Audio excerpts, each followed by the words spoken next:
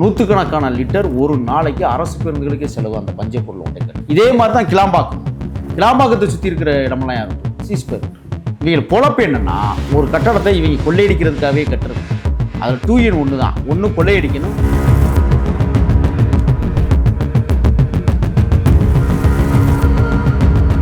சுற்றி வர வாங்கின நிலமெல்லாம் போச்சே. கதறுகிற கூட்டம் தான் திமுக கூட்டம். அது கல்யாணக்கார வீட்டையுமா போய் கதறணும். சொந்த இடத்துல இன்னைக்கு மடைஞ்சு போச்சு. மக்களை ஏமாளியாக்குகிற இந்த கேவலங்கட்ட ஆட்சியை நடத்திய திருட்டு முன்னேற்றங்களும் தமிழ்நாட்டை ஆளுவதற்கு எந்த தகுதி இல்லைன்னு தான் நாங்கள் பேசுறோம். தமிழ்நாடு முழுக்க பொது இடங்களில் சில இருக்குங்க. பல்ல ஒவ்வொரு பேருந்து நிலையத்திலையும் தமிழக வெற்றி கழகத்தினுடைய ஆட்சியில அத்தனை சிலையும் அகற்றுவோம் என் தலைவன் செய்வார். தமிழ், சமஸ்கிருதம், ஆங்கிலம் என்று 3ம் கலந்து பேசிய ஒரு இனம் உருவாகுவதற்கு ஒரு வாய்ப்பு இருக்கு. அதை தடுப்பதற்கான முயற்சி தான் இன்றைக்கு நாங்கள் செய்து கொண்டிருக்கிற வேலை. என் தலைவர் செய்கிற வேலை. என்ன செய்யுது? திமுக மாதிரி நாங்கள் கூலிப்படம் போய் பார்க்க நான் கேட்குறேன். ஜனநாயகம் பார்க்க போனேன். ஜனநாயகம்லாம் பார்த்து வெகு நாளாச்சு. நாங்கள் கூலிப்படம் பார்த்துட்டா இருக்கோம். அப்போ கூலி உயர்வு ஒரு பக்கம் நீட்டுக்கு போராடமும் ஜனநாயகம் படம் பார்க்கணும். யாரு உங்கள் தலைவர் விஜய் வந்தால் கர்நாடகத்திலும் கர்நாடக வெற்றி கழகம் என்கிற மாபெரும் இயக்கத்தை அவர் கண்டெடுப்பார். நம்மளுக்கு செல்வாக்கு இல்லாமல் போயிருமோன்னு சிவகுமார் பயந்தார். இதுதான் உண்மையான விஷயம். இன்னைக்கு என் தலைவன் போகட்டும் கர்நாடகாவில். லட்சோப தொண்டர்கள் வரவேற்க காத்துக் கொண்டிருக்கிறார். அவர்களா போய் காவிரி நதி நீரை மறிப்பாங்க.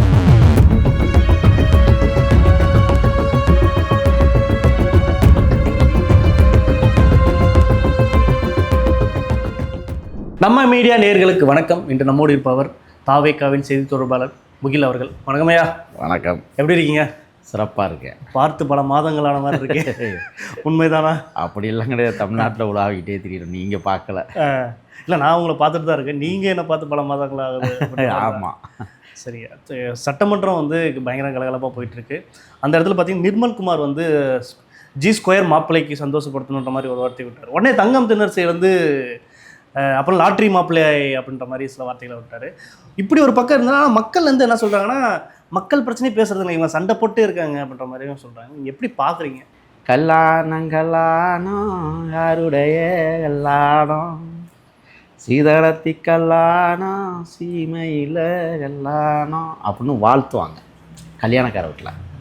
அப்படி வாழ்த்தும் போது என்ன செய்வாங்கன்னா, மணமகள் வீட்டார் மணமகனை குறை சொல்லி பாடுவாங்க. அவர் அழகாக இருந்தால் கூட மூக்கு கண்ணழகு மூக்கூடி பேரழகு அப்படின்னு அவங்க அந்த அந்த அழகியலை குறைப்பாங்க. அதே மாதிரி மணமகன் வீட்டாரில் மன்மதன் ரதி போல இருந்தாலும் அவங்க குறை சொல்லுவாங்க. சட்டசபையில் யார் மணமகன் யார் மணமகள் அப்படி கேட்க வேண்டிய கேள்வி இல்லை. என்னென்னா, ஒரு பக்கம் இளைஞர்கள், ஒரு பக்கம் முதியோர். இது எப்படி மணமகன்? யார் இளைஞர்களை சொல்கிறீங்க? தாவேக்கா இளைஞர்கள், சேகர்பாபு இளைஞர்கள் சொல்கிறீங்க. இதில் என்னென்னா, கல்யாணக்கார வீட்டில் போய் ஒப்பாரி வச்சா எங்கேயாவது அந்த கல்யாணம் விளங்குமா? இப்போ சட்டமன்ற கல்யாணம் வீடுன்றீங்களா? இல்லை, கல்யாணக்கார வீட்டில் இப்போ ஒப்பாரி வைக்கிறாங்க. யார் ஒப்பாரி? திமுக தான். அங்கேயும் போய் இங்கே சட்டசபையில் என்ன நடக்குதோ, அதாவது கிராமங்கள் என்ன தெரியுமா, இடது காலை அடியெடுத்து வைத்து வலது கரத்தால் நெஞ்சை அடித்து கொண்டு ஒரு ஒப்பாரி இருக்குது. அந்த ஒப்பாரி என்னென்னா மரணத்துக்கான ஒப்பாரி. அதில் மாமதுரையில் மாடு 2 யாரை பாடுவாங்க? சட்டமன்றத்தில் அந்த அமைச்சர்கள்லாம் பாட்டு பாடுறாங்களா? அந்த வைபிள்லேருந்து நீங்கள் பாடுறீங்களா? அதெல்லாம் கிடையாது. இது எதுக்காக சொல்கிறேன்னா, செத்துப்போன வீட்டில் போய் ஒப்பாரி வைக்கிறது. அது எப்படி ஒப்பாரின்னா, அந்த பாடின பாருங்க, கல்லானா ஆருடைய கல்லானம்.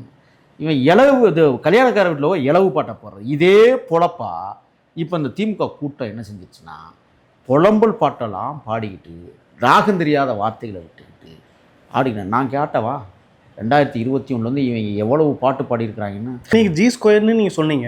ஆனால் G2 அந்த முதலீட்டாளரோ அந்த ஓனரோ உங்களை பாராட்டியிருக்காங்க தாவேக்காவை. செய்தி உங்களுக்கு சொல்கிறேன்.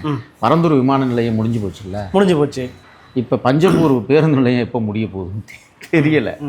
இவங்க என்ன ஒரு நோக்கம்னா, பஞ்சப்பூரை சுற்றி இருக்கிற நிலங்கள் அத்தனையும் KNA ரூட்டு மார்க்கெட்டு ஏறுறதுக்காகவே இந்த மாதிரி நான் என்ன கேட்குறேன்னா, இந்த அயோக்கிய பிள்ளை பண்ணிவிட்ட வேலை. என் தலைவன் வேற என்னை கொஞ்சம் பார்த்து பேசுங்க, நான் பேசுனது மாதிரி ஆயிருந்து வேற சொல்லிக்கிட்டே இருக்கிறாரு. ஒரு செய்தி என்னென்னா, பஞ்சப்பூரை சுற்றி இருக்கிற நிலக்காடுகள் எல்லாமே யார்கிட்டா இருக்கும்? KNA route. இவங்க வியாபாரத்தை பெருக்கிறதுக்காகவே இங்கே பேருந்து நிலையம். ஆனால் பழைய பேருந்து நிலையத்திலிருந்து பஞ்சப்பூர் பேருந்து நிலையம் போகிறதுக்கு கிட்டத்தட்ட 12 கிலோமீட்டர். எரிபொருள் செலவு எவ்வளோ ஆகும்னு எவனாவது கணக்கு பண்ணலாம்? ஒவ்வொரு வாகனத்துக்கும் சொல்லுங்கள், எத்தனை லிட்டர் டீசல் ஒவ்வொரு வாகனத்துக்கும் போகும். 100கணக்கான லிட்டர் ஒரு நாளைக்கு அரசு பேருந்துகளுக்கே செலவு அந்த பஞ்சப்பொருள் ஒன்றை கட்டணும். இதே மாதிரி தான் கிளாம்பாக்கத்தை சுற்றி இருக்கிற இடமெல்லாம் யார் விட்டு C² விட்டு, அங்கே பஞ்சப்பூரில் யார் விட்டுனா அதுவும் C² விட்டு. இவங்க பொழப்பு என்னென்னா, ஒரு கட்டடத்தை இவங்க கொள்ளையடிக்கிறதுக்காகவே கட்டுறது. அதில் 2 in 1 தான். ஒன்று கொள்ளையடிக்கணும், இன்னொன்று நம்ம இடமெல்லாம் வாங்கி போட்டுக்கிறோம்ல அந்த இடமும் அதிக விலைக்கு விற்றுறணும். இப்போ அதில் மாட்டிக்கிட்டாங்க பரந்தூரில், புரியுதுங்களா? அந்த பரந்தூர் விமான நிலையங்கிறது சாதாரண விலை இல்லை. பரந்தூருக்கு உண்மையான தமிழ் பேர் என்னன்னு தெரியுமா? நெல்வாயின்னு அர்த்தம். நெல்வாயின்னா என்ன? நெல் விளையிற பூமி. நெல் விளையிற மிகப்பெரிய பரந்த இடம். கிட்டத்தட்ட 12 கிராமங்களை உள்ளடக்கிய நிலப்பரப்பை பரந்தூர் விமான நிலையம்ங்கிற பேரில் 2022 ஒரு அக்ரிமெண்ட்டை போட்டான் திமுககாரன். இதில் 5300 ஏக்கர் மொத்தமாக ஆக்கிரமிப்பு. கிட்டத்தட்ட 2173 ஹெக்டேர்ஸ்னு சொல்கிறாங்க. இதில் பட்டா நிலங்கள் மட்டுமே 3200 ஏக்கர். அரசு நிலங்கள் 1300 ஏக்கர் தான். அந்த 1300 ஏக்கரில் ஏரிகள், குளங்கள், புறம்போக்கு நிலம், இது 3 உள்ளடக்கியது. அதில் புறம்போக்கில் 2 வகையாக பிரிக்கிறான். வயக்காடுகளில் புன்செய், நன்செய்னு. இப்போ இவ்வளோ பெரிய இடத்த நீங்கள் ஆக்கிரமிக்கிறீங்க. நான் ஒன்று சொல்ல வாங்க, ஒரு வலியும் வேதனையும் அந்த மக்களுக்கு ஏன் வந்ததுன்னா, காலங்காலமாக உழுது பதனிடுவதற்கு முன்னால் தன்னுடைய முன்னோர்கள் அந்த நிலத்தை எவ்வாறெல்லாம் பக்குவப்படுத்தியிருப்பாங்க. காடாக இருந்திருக்கும், நிச்சயம். அதை அழித்து ஒழித்து வரப்பு கட்டி வாய்க்காலை போட்டு எல்லையை பிரித்து என்ன விவசாயம் அந்த மண்ணில் எடுக்கும் அப்படிங்கிறத கற்றுணர்ந்து காலங்காலமாக அவர்கள் விவசாயம் செய்த புண்ணிய தேசம். அதோட இன்னொன்று இருக்குது, வியாழன் கிரகத்திலேயே போய் நீர் இருக்கான்னு பார்க்குற மனித சமூகம், நிலாவில் மண் எடுத்துக்கிட்டு நிலக்கடலை போடலாமான்னு பரிசோதனை செய்கிற மனிதர் கூட்டம். அது மட்டும் இல்லை, சூரியன்லே போய் சுண்டக்கடலை வைக்கலாமான்னு பார்க்குற திமுக கூட்டம் இருக்குது பாருங்கள். இவனுங்க என்ன பண்ணுறானுங்கன்னா, இந்த இடத்த ஆட்டையை போடுவதற்காகவே ஒரு பகுதியை உருவாக்கினான். நான் கேட்குறேன், காலமாக தன்னுடைய முன்னோர்களும் மூதாதையர்களும் இந்த மண்ணில் வாழ்ந்துவிட்டு அவர்கள் விட்டு சென்ற சுவாச காற்றுகள் இந்த காற்று மண்டலத்தில் கலந்து திரிகிற அந்த தேசத்தில் கல்லறைகளாக காட்சி தருகிற எண்ணற்ற அந்த மண்ணை பக்குவப்படுத்திய மாமனிதர்கள் உறங்குகிற துயிலுகிற இல்லம் நோக்கி அவர்கள் கைகூப்பி வணங்கி ஒரு முறை அந்த கல்லறையை முத்தமிட்டு திரும்பி பார்க்கிற போது, நீ செதுக்கிய வயல்நிலங்கள் இன்றைக்கு யாரோ கையில் போய் சிக்குண்டு சிதறப்போகிறது என்று கண்ணீர் ததும்ப அழுது தீர்த்து அந்த மண்ணில் புரண்டு விழுந்த கதைகள் ஏராளம். இல்லை நீங்கள் சொன்னீங்க, கதைகள் ஏராளம், மாற்றுக்கிறது கிடையாது. ஆனால் மாற்று தொழில் தொடங்கலான்ற மாதிரி சில பேர் சிப்காட் தொடங்குறதுக்காக வாய்ப்புகளும் இருக்க. எத்தனை சிப்காட் இப்போ வேலை செய்யுது? யாருக்காக வேலை செய்யுது சொல்லுங்கள். நீங்கள் சொல்கிற மாதிரி திமுக கூட இருக்கட்டும். இல்லை, நான் என்ன கேட்குறேன்னா, அதானிக்கும் மற்ற பெரிய பண்ணை நிலக்கலார்களுக்கும் சக்கர நாற்காலி சாலை போட்டு இங்கேருந்து கொண்டு போய் நீங்கள் துறைமுகத்தை புதுசாக உருவாக்கி, நான் கேட்குறேன், ஒன்று சொல்லட்டுமா? ஏன் அதை சென்னையில் தான் உருவாக்கணுமா? இயற்கையான துறைமுகமாக அழிந்து போயிருந்த 1964 தனுஷ்கோடியை புதுப்பிங்க. ராமநாதபுரம் கருவேலங்காட்டு தேசமாக மாறி கிடக்கிற அங்கே கொண்ட விமானத்து நிலையத்தை போடுங்க. ஏற்றுமதி இறக்குமதியில் இறக்குங்க. நீங்கள் மட்டும் என்ன போதும், எல்லாம் தனியார் மையம் கொடுக்குறது தான் சொல்கிறாங்க. நான் என்ன கேட்குறேன்னா, அரசு செலவழிக்குது, மத்திய அரசு நிதி கொடுக்குது, எவ்வளவோ கட்டமைப்புகளை நான் ஒன்று கேட்க சொல்கிறேன். ஆக்ராவிலிருந்து ராமேஸ்வரம் வரை சாலையின் இருபுறங்களிலும் புரட்டி போடப்பட்ட தண்டவாளங்களை எடுத்து விட்டாவே தமிழ்நாட்டினுடைய மொத்த கடன் அடைச்சி போடுங்களாங்க. அவ்வளோ தண்டவாளங்கள் உருட்டி கிடக்கு, அது மண்ணோட மண்ணாக மக்கி கிடக்கு. யாருடைய பார்வை, யாருடைய காசு சொல்லுங்கள் பார்ப்போம். அப்போ நான் கேட்குறேன், இன்றைக்கி நாம் சட்டசபை வளாகத்தில் காட்சியெல்லாம் பார்த்துக்கிட்டு இருக்கணும். 6000த்திற்கும் மேற்பட்ட பள்ளிக்கூடங்கள் 3 ஆண்டுகளில் இடிகிற நிலையில் இருக்கிறது என்றால் என்ன லட்சணத்தில் திமுக கட்டியிருப்பான்? ஆய்வுக்கு உட்படுத்தப்பட்டிருக்கு. இன்னும் 2 மாதம் ஆகுமா அதை ஆய்வு பண்ணி முடிக்கிறதுக்கே? அப்போ யாருடைய அப்பமுட்டு காசு இது? நீங்கள் சுருட்டி உலையில் போட்ட கதையா? எல்லாத்தையும் உள்ளே போட்டு அமுக்கிக்கிட்டு மக்களை ஏமாளியாக்குகிற இந்த கேவலங்கட்ட ஆட்சியை நடத்திய திருட்டு முன்னேற்ற கழகம் தமிழ்நாட்டை ஆளுவதற்கு எந்த தகுதி இல்லைன்னு தான் நாங்கள் பேசுகிறோம். இன்றைக்கி பரந்துரை பிரிச்சுட்டோன்னொன்னே சுற்றி வர வாங்கின நிலமெல்லாம் போச்சே, கதறுகிற கூட்டம் தான் திமுக கூட்டம். அது கல்யாணக்கார வீட்டிலையுமா போய் கதறணும்? சொந்த இடத்துல இன்றைக்கி சிதலம் அடைஞ்சு போச்சு. நான் ஒன்று சொல்கிறேங்க, கருணாநிதி அமைச்சராக இருக்கும்போது, முதலமைச்சராக இருக்கும்போது செத்தாரா சொல்லுங்கள்? இல்லை. புரட்சித் தலைவர் எம்ஜிஆர் அவர்கள் இந்த நாட்டை ஆண்டு கொண்டிருக்கிற போது அவர் இறந்து போனார். அம்மையார் ஜெயலலிதா நல்லவங்களோ கெட்டவங்களோ அது அப்பாற்பட்ட விஷயம். ஆனால் அவர்கள் பதவியில் இருக்கிற போது இறந்து போனார்கள். பெருந்தகை பேரறிஞர் அண்ணா ஒரு விஷயத்தை சொன்னார். தம்பி, சுவற்றில் அறையப்பட்டிருக்கிற சிறிது ஆடி பெயர்க்கப்பட்டாலும் அந்த சுவற்றுக்கு நன்றாக இருக்காதுன்னு உலகத்துக்கு தத்துவம் சொன்ன பெருந்தகை பேரறிஞர் அண்ணா. அவரும் முதலமைச்சராக இருக்கும்போது செத்து போனார். அதனால் வங்க கடலோரம் அவர்கள் உறங்குகிற காட்சியை பார்க்க முடியுது. கருணாநிதி முதலமைச்சராக இருக்கும்போது செத்து போனாரா? எடப்பாடி என்கிற டெட்பாடி அவருக்கும் இடம் கொடுத்து இங்கே ஒதுக்கி வச்சிருக்காரு. சிரிக்காதீங்க, யோசிச்சு பாருங்க. ஆனால் அந்த கருணாநிதிக்கு தமிழ்நாடு முழுக்க பொது இடங்களில் சில இருக்குங்க. ஒவ்வொரு பேருந்து நிலையத்திலையும் தமிழக வெற்றி கழகத்தினுடைய ஆட்சியில் அத்தனை சிலையும் அகற்றுவோம்ங்கிறேன் நான். என் தலைவன் செய்வார். என்ன உனக்கு சிலை, நீ என்ன இப்போ சாதிச்சு செம்மொழின்னு சொன்ன, எந்த மொழி இங்கே இல்லை. ஒரே ஒரு செய்தி சொல்கிறேன், சமஸ்கிருதத்தை திணித்து பேசியவர்கள் 3 மொழிகளாகி போனார்கள் தமிழில் இருந்து. உங்களுக்கு புரியும்னு நினைக்கிறேன். புரியுது. 4வது மொழியாக நான் 100 ஆண்டுகளில் தமிழ், சமஸ்கிருதம், ஆங்கிலம் என்று 3ம் கலந்து பேசிய ஒரு இனம் உருவாகுவதற்கு ஒரு வாய்ப்பு இருக்குது. அதை தடுப்பதற்கான முயற்சி தான் இன்றைக்கு நாங்கள் செய்து கொண்டிருக்கிற வேலை, என் தலைவன் செய்கிற வேலை. என்ன செஞ்சுட்டு இருக்கீங்க? பொறுத்துருங்க, எல்லாத்தையும் சொல்கிறோம். பொறுத்துருங்க. அடிக்கிற அடியில் நீங்கள் யோசிச்சு பார்ப்பீங்க. நீங்களே எனக்கு ஃபோன் போடுவீங்க, என்ன அடிக்க போகிறோங்கிறத. 1. 2வது, நான் காரணம் இல்லாமல் எதையுமே சொல்ல மாட்டேன். 1. 2000 ஆண்டுகளாய் சமஸ்கிருதம் இருக்கிறது. இருமொழிக் கொள்கை என்பது தமிழும் சமஸ்கிருதம் தான். மும்மொழிக் கொள்கை என்பது தமிழ், சமஸ்கிருதம், ஆங்கிலம். இந்தி எப்படி மும்மொழியாக இருக்க முடியும்? கருணாநிதி செய்த சூழ்ச்சி இது.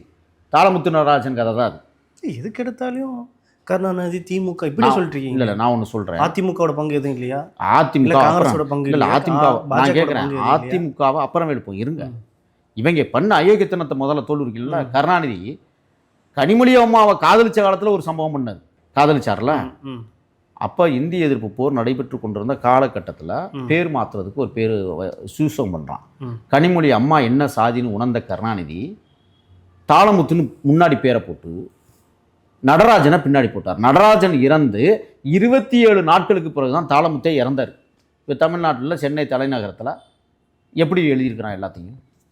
தாளமுத்து நடராஜன். ஏன்னா தாளமுத்து சாதி, கருணாநிதி வப்பாட்டி சாதி. ஒவ்வொரு சுயநலத்திலும் ஒரு சூழ்ச்சி செய்து தமிழ்நாட்டை, வரலாற்றை பின்னுக்கு தள்ளிவிட்ட ஒரு கும்பல் தான் திருட்டு முன்னேற்ற கழக கும்பல். இதையெல்லாம் உடைத்தாக வேண்டிய பெரும் வேலை எங்கள் கையில் இந்த மக்கள் ஒப்படைச்சிருக்கிறாங்கன்னு நான் சொல்ல வரேன். இன்றைக்கி இவ்வளோ பெரிய வேலைகளை இப்போ சட்டசபை எதுக்கு அதிபயங்கரமாக போகுது? எவனுக்காவது பேசுகிறதுக்கு துணிச்சலாக நின்று கருத்தியில் சொல்கிறதுக்கு யோக்கியதை இருக்கா? இந்த பூண்டி கலைவாணன்னு ஒன்று அங்கே மட்டும் வச்சுக்க சொல்கிறேன்.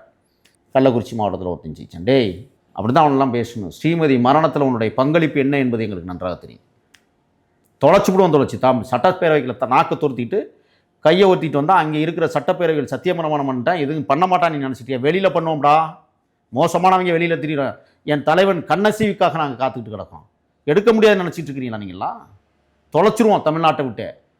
நான் ஒன்று சொல்கிறேன் உங்களுக்கு, 2026 நிறைய பேரை தொலைச்சிட்டோம், இன்குல்டு டெட்பாடியை கொண்டு.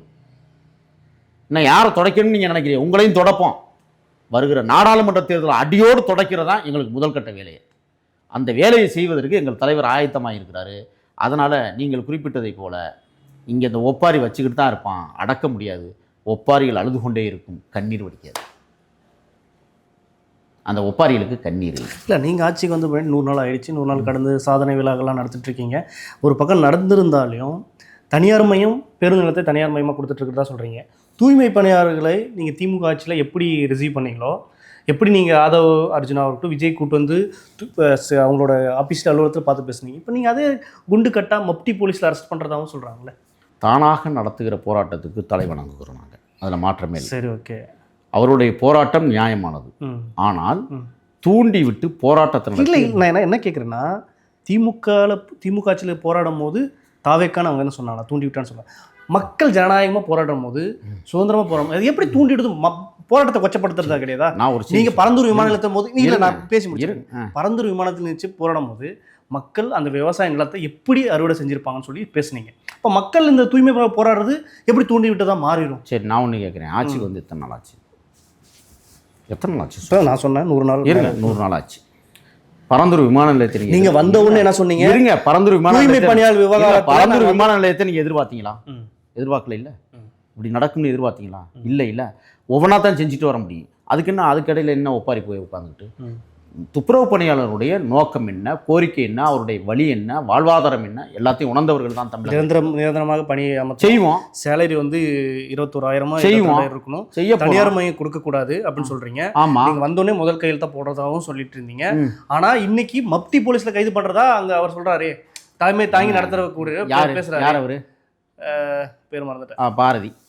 அவருக்கு இதுக்கு என்ன தொடர்பு இருக்கு? அவர் என்ன போய் குப்பை? அவர் தாங்க அவர் அந்த சங்கத்துல இருந்தாங்க போராட்டம். இருங்க, நான் என்ன கேக்குறேன்னா, நீங்க அப்ப அவருக்கு என்ன சம்பந்தம்? நீங்க போராடும் போது அவரை சந்திச்சீங்க இல்ல? அவரை சந்திச்சீங்களா? இருங்க, அவரே மதுபான கடை ஊழியர்களுக்கான ஆதரவு போராட்டத்தை அவர் ஒரு வியாபாரி, நான் சொல்லவா? ஆதாரத்தை காட்டவா? நேத்து வரையும் அவர் போராடும் போது நேத்து வரை எதிராக போராட்டம் திமுக ஆட்சி முடிகிற வரை வந்து உங்களுக்கு எதிராக பேச பாரதி வந்து அந்த போராட்டம் நடத்தியதை காசு பெற்றுக்கொண்டு என்பதை அங்க இருக்கிற துப்புரவு பணியாளர்களே எங்கிட்ட சொன்னாங்க. ஆதாரம் இருக்கிற தர்றேன் ஒண்ணு. ரெண்டாவது, அதுக்கப்புறம் அதே பாரதிங்கிறவரு மதுபான கடை ஊழியர்களுக்கு போய் ஆதரவா நின்று போராட்டம். இது எல்லாமே நான் கேட்குறேன், எல்லாம் காசு பறிப்பதற்காகவே ஒவ்வொரு சில போராட்டங்களை இங்கே தூண்டி விட்டு வேடிக்கை பார்க்குறதால நாங்கள் வேடிக்கை பார்க்க மாட்டோம். ஒரே ஒரு செய்தி, துப்புரவு பணியாளர்கள் போராட்டம் நியாயமானதுன்னு நான் சொல்லிட்டேன். அந்த நியாயத்திற்கு ஒரு விடை வேணும். அப்போ அதுக்கு என்ன வேணும்? யாரை சந்திக்கணும், எப்படி சந்திக்கணும்? தலைவரை சந்திச்சுட்டா உடனே முடிஞ்சிடும். பரந்தூர் மக்கள் இன்றைக்கி என்ன செய்கிறாங்க? விளைந்த நெற்பயிர்கள் நெற்கதிர்களை பிடுங்கி கொண்டு கட்டி கொண்டாந்து என் தலைவன் கையில் கொடுக்குறாங்க. இந்த மாதிரி விளைஞ்ச அந்த புண்ணிய தேசத்தை ஆக்கிரமிப்பதற்கு கடந்த ஆட்சியாளர்கள் இது போன்ற அடாவடித்தனங்களை செய்தார்கள் அப்படிங்கிறதுக்காக தான் இன்றைக்கி அந்த கதிர்கள், நெல்மணி கதிர்களை கொண்டாந்து என் தலைவன் கையில் கொடுத்து சந்தோஷப்பட்டுட்டு இருக்காங்க. உங்களுக்கும் ஒரு நாள் சந்தோஷம் வரும். அதுக்காக வந்து நடுவீதியில் உட்காந்து போராடணுமா? நான் திமுக மாதிரி நாங்கள் வந்து கூலிப்படம் போய் பார்க்க போனோமா? நான் கேட்குறேன். ஜனநாயகம் பார்க்க போனீங்களே? ஜனநாயகம்லாம் பார்த்து வெகு நாளாச்சு. நாங்கள் கூலி படம் பார்த்துக்கிட்டா இருக்கோம். அப்போ கூலி உயர்வு ஒரு பக்கம் நீட்டுக்கு போராடும் போது ஜனநாயகம் படம் பார்க்க யார்? உங்கள் தலைவர். நான் ஒன்று கேட்கவா? நீட்டு என்பது தேசிய கல்விக் கொள்கையில் இடம்பெறணும். இந்த தேசிய கல்விக் கொள்கை என்பது இந்தியா முழுமைக்கும் தமிழ்நாட்டுக்குன்னு இவங்க ஊரை ஏமாற்றி உலையில் அடித்து போட்டவங்க. நான் கேட்குறேன், நீட்டை தமிழ்நாட்டிலேருந்து விளக்குன்னா என்ன விளக்கு? எப்படி விளக்குவான்? ஒட்டுமொத்த இந்தியானா அவன் குறி வச்சுக்கிட்டு இருக்கான். நீங்கள் போய் தமிழ்நாட்டுக்கு மட்டும் விளக்குனா கொடுத்துருவாங்களா உங்களுக்கு? நான் கேட்குறேன். இப்போ நான் ஒன்று சொல்கிறேன், எங்கள் தமிழ்நாட்டிற்கு தேசிய கல்விக் கொள்கை வேண்டாம்னு இந்த திமுக இதுவரை சொன்னதுண்டா? ஏன் சொல்லலை? செம்மொழி மாநாடு நடத்தினீங்களே, செம்மொழியாக இருக்காங்க தமிழ்நாட்டில். எல்லா இடத்துலையும் ஆங்கில கலப்பினங்கள், சமஸ்கிருத கலப்பு. உங்கள் பேர் என்ன? டால்ஸ்டாய். அது தமிழ் பேரா? உங்கள் பேர்களே சமஸ்கிருதம் இருக்குது. நீங்கள் கேட்டால் கிறித்துவம்னு சொல்லுவீங்க. கிறித்துவத்துக்குள்ளும் சமஸ்கிருதம் இருக்கிறது. இஸ்லாத்துக்கள் அதிகமாக பயன்படுத்தக்கூடிய வார்த்தைகளை பார்ப்பனிய சொல்லான, பார்ப்பனிய மொழியான சமஸ்கிருதத்தை பயன்படுத்துகிறார். எத்தனை பேருக்கு தெரியும்? எங்கோ பிறந்த உருது வாழ வேண்டும் என்பதற்காக, எங்கோ பிறந்த ஆங்கிலம் ஆள வேண்டும் என்பதற்காக நீங்கள் எல்லாரும் மாறி போய் கிடக்குறீங்க, உங்களுக்கே தெரியாது. நாங்கள் அதைத்தான் சொல்லிக்கிட்டு இருக்கிறோம். இன்றைக்கி செம்மொழி என்ன செம்மொழியாச்சு தமிழ்நாட்டில்? எத்தனை கோடி செலவழிச்சிங்க கோயம்புத்தூரில்? உங்களுக்கு என்ன துப்பு இருக்குது கேட்டால் செம்மொழி பூங்காமா கையெழுத்து போட்டு அதில் வேறு அப்படியே சிற்பமாக ஒதுக்கிக்கிட்டு வெக்கமாடல உங்களுக்குலாம். நாட்டில் ஆண்டதுக்கும் ஆளை துடிப்பதற்கும் 3வது முறை எவனாவது வாலண்டியாக போய் தோப்பானாங்க? சீமான் இல்லை.